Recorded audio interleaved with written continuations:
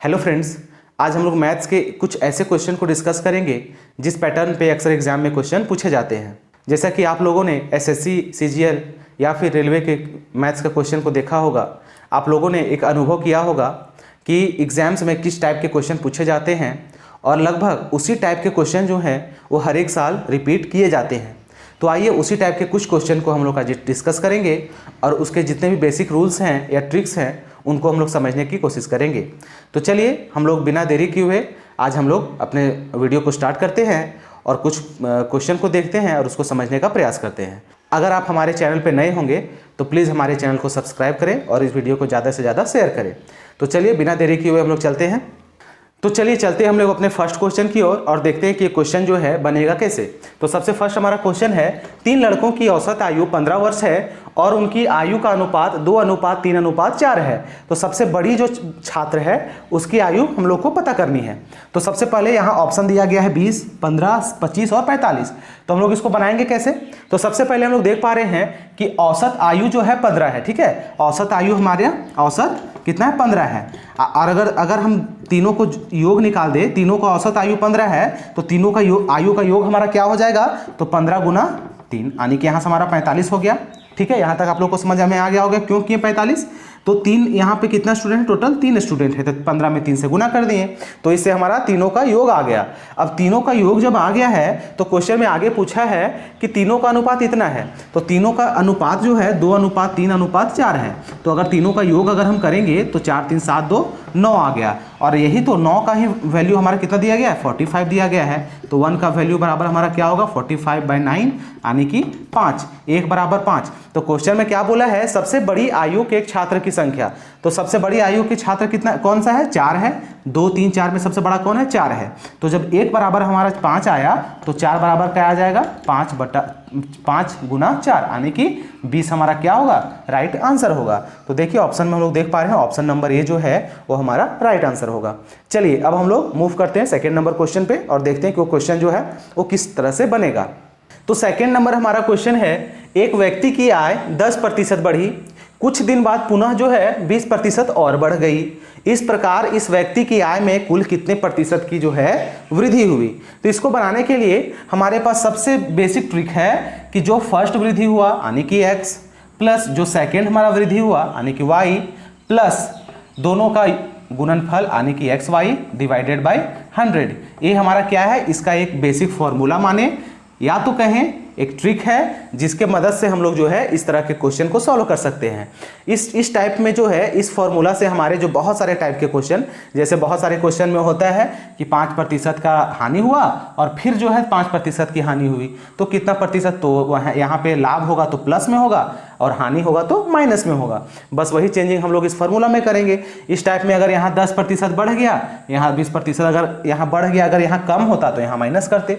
तो चलिए इसी फॉर्मूला पे हम लोग इसको बैठाते हैं। तो सबसे पहले क्या बोला है? x यानी कि 10% बढ़ा तो 10 करेंगे। अगर 10% घटता तो यहाँ हम लोग माइनस करते। ठीक है, लेकिन यहाँ बढ़ा है तो 10 करेंगे, प्लस है तो प्लस देंगे। फिर y हम लोग देख पा रहे हैं कि 20% बढ़ गई तो आने की 20% बढ़ा यानी कि प्लस होगा तो प्लस 20 करेंगे। फिर प्लस है हमारा फॉर्मूला में प्लस करेंगे xy यानी कि 10 × 20/100। ठीक है, यहाँ तक हम लोग कर लेंगे। उसके बाद यहाँ से हम लोग क्या करेंगे? कैंसिल करेंगे। 10 से 10 10 10 कैंसिल हुआ। यहाँ पे हमारा क्या होगा? 10 and 20 30 प्लस 1 2 2 और नीचे तो खत्म हो गया हमारा यानी कि 32% जो है वो हमारा क्या हुआ? वृद्धि हुआ टोटल। तो ये हमारा क्या होगा? आंसर होगा। तो इस टाइप के जितने भी क्वेश्चन हैं हम लोग इसी फॉर्मूला पे सॉल्व करेंगे। ठीक है, चलिए अब हम लोग नेक्स्ट मूव करते हैं क्वेश्चन नंबर 3 पे और देखते हैं कि उस टाइप के सवाल को हम लोग किस प्रकार से हैंडल करेंगे। चलिए नेक्स्ट हमारा क्वेश्चन है क्वेश्चन नंबर 3। एक दुकानदार को 2 टीवी बेचना पड़ा और दोनों को एक ही मूल्य पर बेचता है। एक पर उसे 20% का लाभ होता है तो दूसरे पर उसे 20% की हानि होती है। तो कुल लाभ या हानि उसका क्या होगा? तो अभी हम लोगों ने क्वेश्चन नंबर 2 में देखा था कि x + y + xy/100 इस तरह के फॉर्मूला को हम लोग इस टाइप के क्वेश्चन पे लगा रहे थे। तो सेम उसी प्रकार का जो है हम लोग यहाँ पे करेंगे। तो हमारा क्या है? 20% का लाभ है और 20% की हानि है। तो हम लोग 20% का लाभ में +20 लिखेंगे।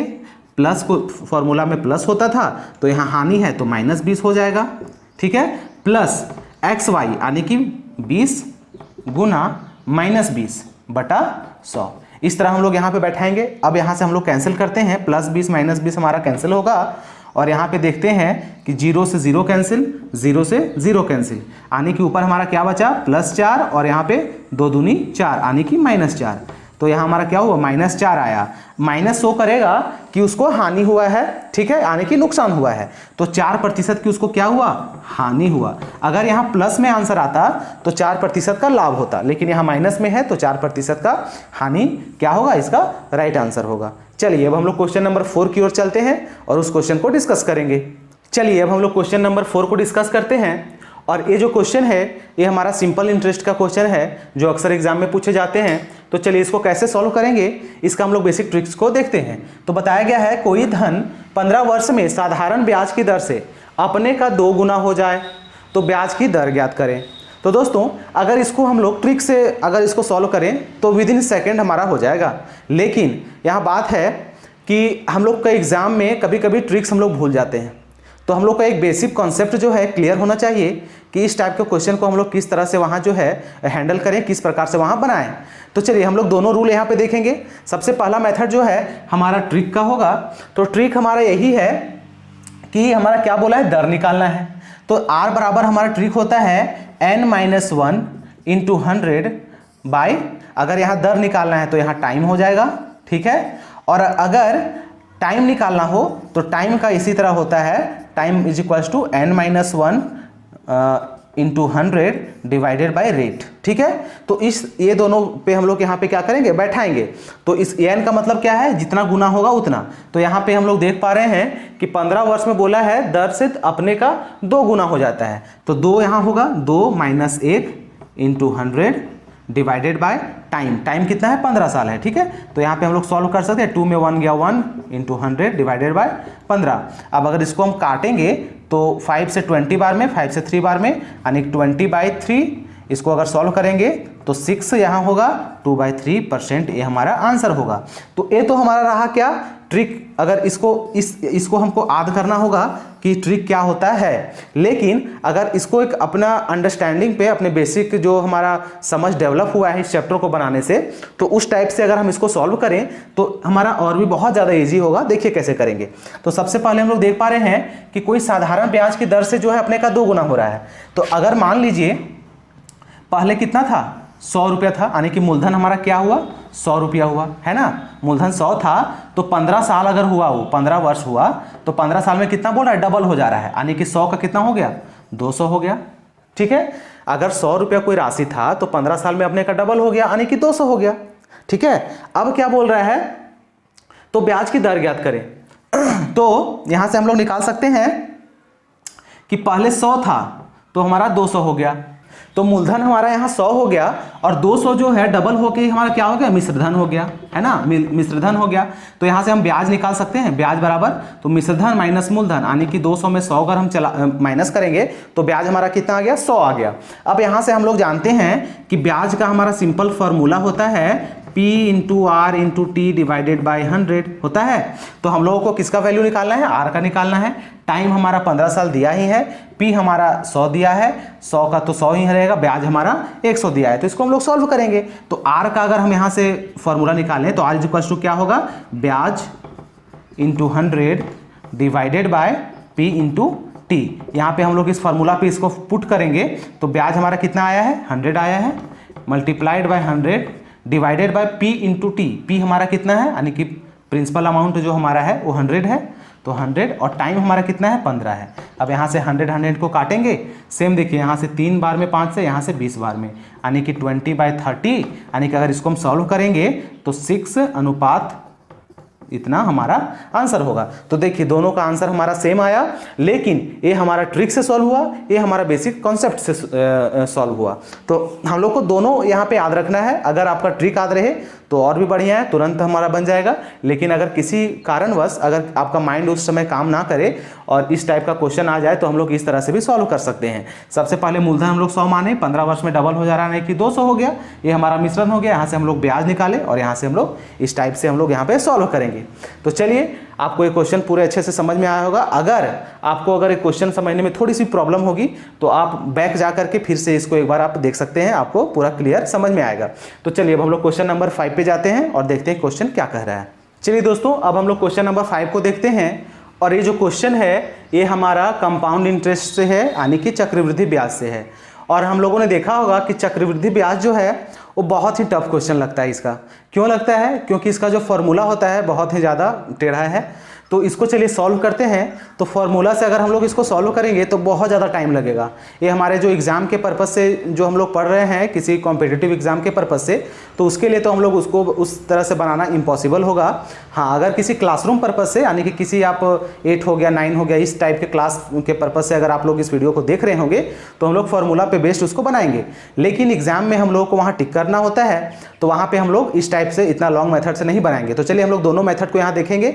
जो भी मेथड आपको ईजी लगे उसी को आप फॉलो कीजिएगा, ठीक है। तो चलिए सबसे पहला हमारा क्या है, हम लोगों ने एक क्वेश्चन जो है देखने में बहुत सिंपल है ना, बहुत सिंपल है। लेकिन इस क्वेश्चन के हेल्प से हम लोग इसका सभी बेसिक फैक्ट्स को हम लोग जानेंगे, बेसिक ट्रिक्स को जानेंगे।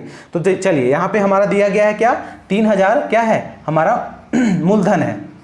मूलधन हमारा 3000 दिया हुआ है, ठीक है। पहले हम लोग इसका लॉन्ग मेथड को देखेंगे, उसके बाद इसको हम लोग शॉर्ट मेथड से देखेंगे। तो मूलधन हमारा 3000 है और हमारा जो दर है, दर यानी कि कितना है 20% दिया गया है, ठीक है। और हम लोगों को पता है समय, टाइम हमारा 2 वर्ष दिया गया है।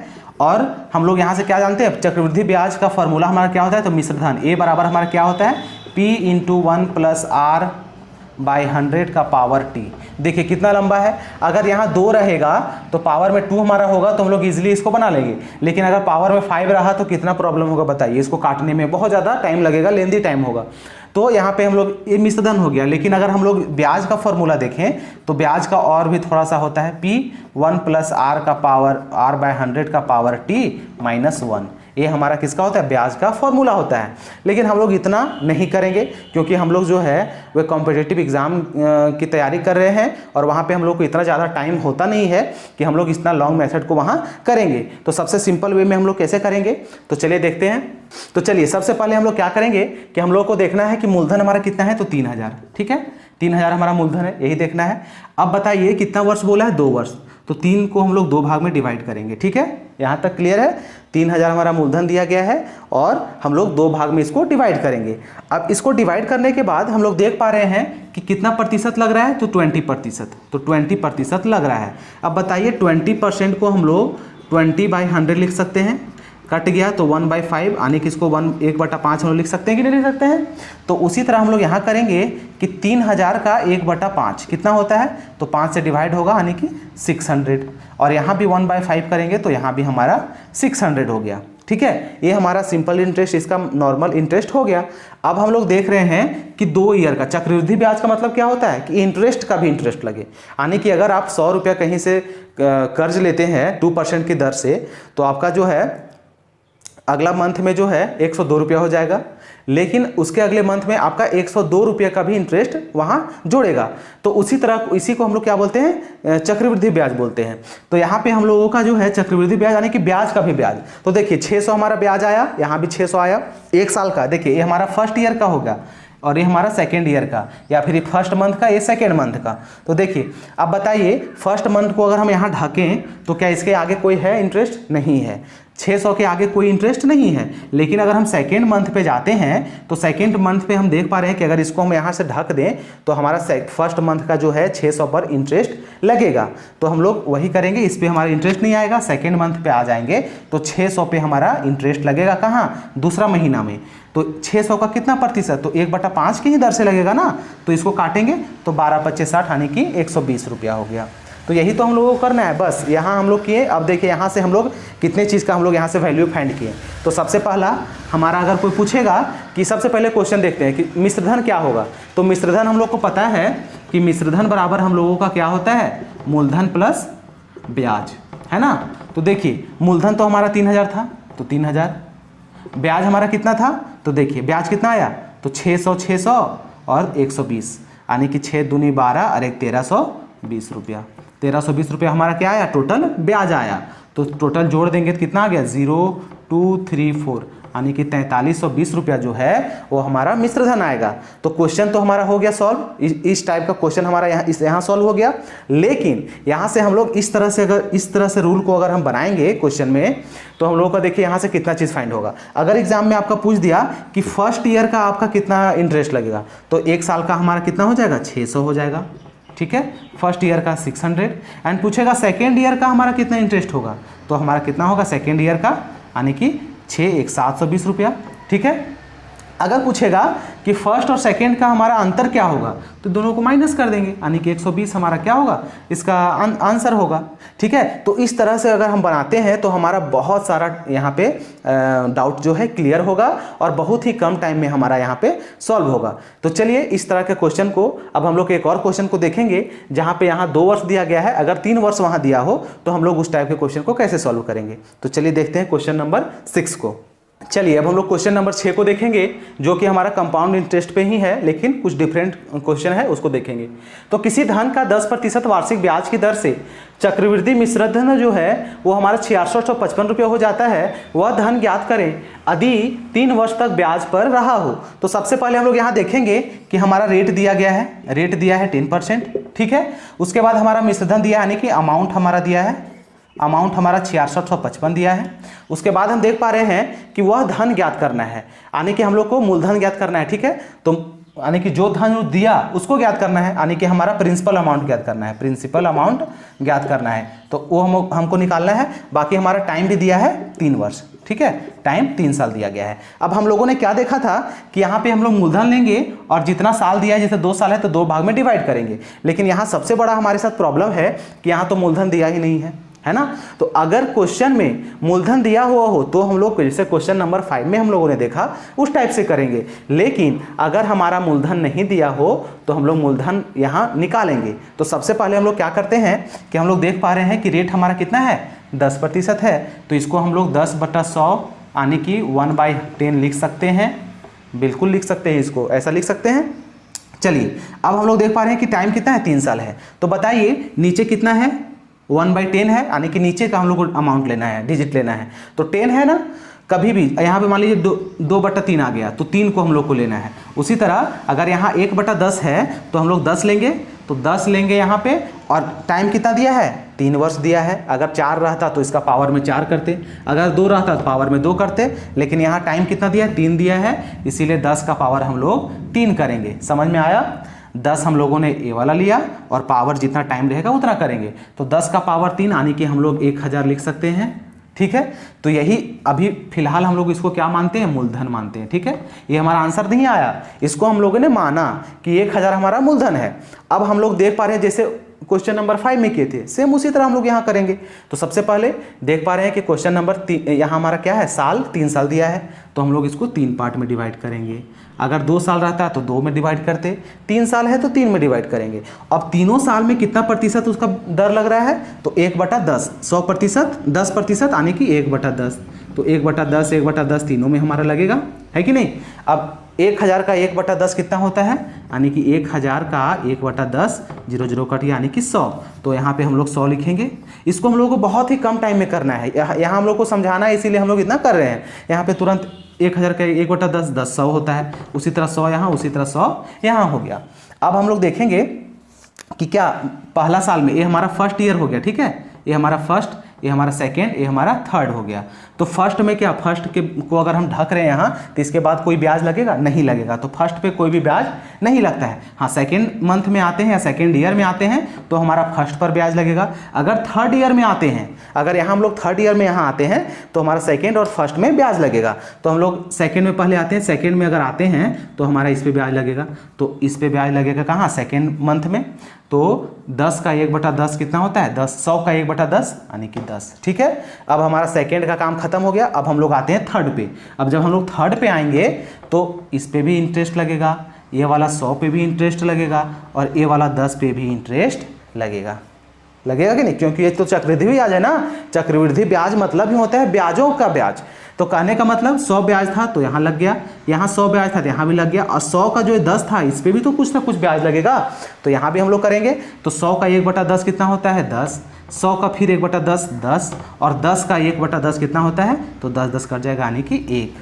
यानी कि आप देख सकते हैं कि ए वाला जो हमारा है इतना हमारा इंटरेस्ट आया। यानी कि अगर पूछेगा पहला साल का इंटरेस्ट तो 100, दूसरा साल का इंटरेस्ट तो 110 और तीसरा साल का इंटरेस्ट तो हमारा 121 आ जाएगा। तो यही हम लोग का क्वेश्चन पूछा है कि अब बताइए मिश्र धन कितना दिया, 6650। तो मिश्र धन बराबर क्या होता है, मूलधन प्लस ब्याज। तो देखिए ये हमारा ब्याज आ गया कितना, 100, 200, 300, 330, 331, यानी कि ब्याज हमारा 331 आ गया। ठीक है, हमारा मूलधन कितना आया था, ये हमारा आंसर नहीं रहेगा, ये हम लोग माने हैं उसका वैल्यू आ रहा है। मूलधन हम लोग 1000 माने थे, तो मिश्र धन कितना हो गया, मिश्र धन दोनों को ऐड कर देंगे तो कितना हो जाएगा, 1331 आ जाएगा।